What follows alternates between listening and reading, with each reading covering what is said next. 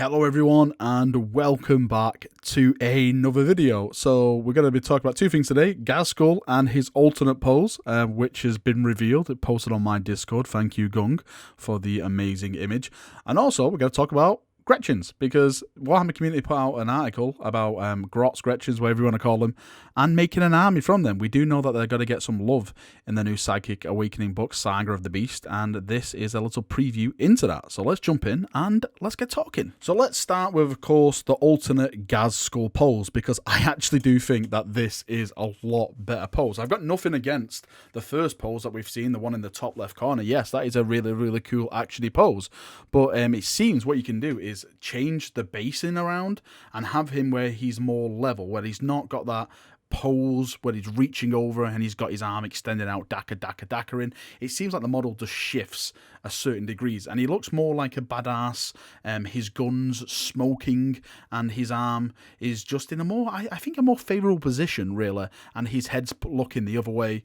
And yeah, all in all, I just think it's more of a cool badass character pose rather than the actiony pose, which is really something new for me because I'm actually a person that prefers the kind of badass actiony poses. But I think with Ghazghkull, this pose works a lot better. But then again, that's just my opinion. I would love to know what you chaps feel in the comment section about the alternate pose you can do with Ghazghkull. If you actually go over to the GW website right now, right this minute in time, the pre-orders are live on the New Zealand side of the website. You can go in, look at all the contents of the box, spin it around and stuff like that. I know there's been a lot of feedback about the box, about the contents and stuff. I know we've already done a video covering it, so I'm wondering how successful this box is really going to be for GW. I'd love to get, again, your thoughts and feedback if you're actually going to be buying this box set. If you are buying it, then why are you buying it? You're buying it just for the Gaz and Ragnar models, or do you think everything included in the box is a pretty good deal?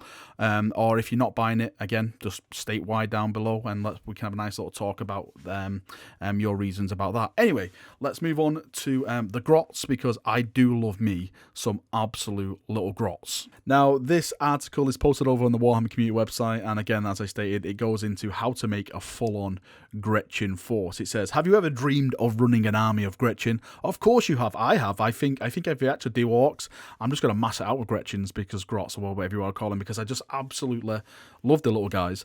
Thanks to the new rules in Saga of the Beast, it is now a possibility, and today we're going to show you the way to build a grot army of 99 power. I've never played a game with power levels. As anyone else, it's just something I'm all about the points. Me, I find it more comfortable doing it that way.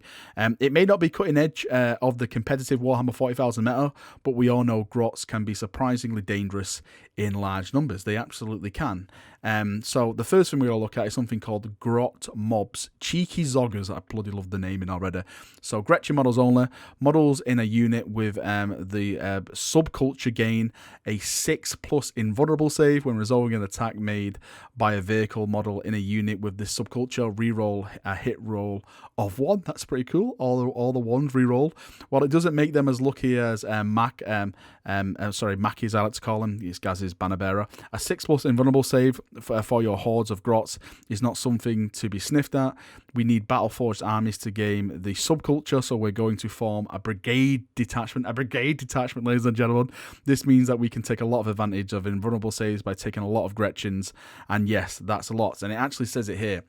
Altogether, they have 330 grots in this force. Now, I don't know anyone who's got to go out and buy 330 grots. Maybe, just maybe, you already have that, and this is the perfect army for you.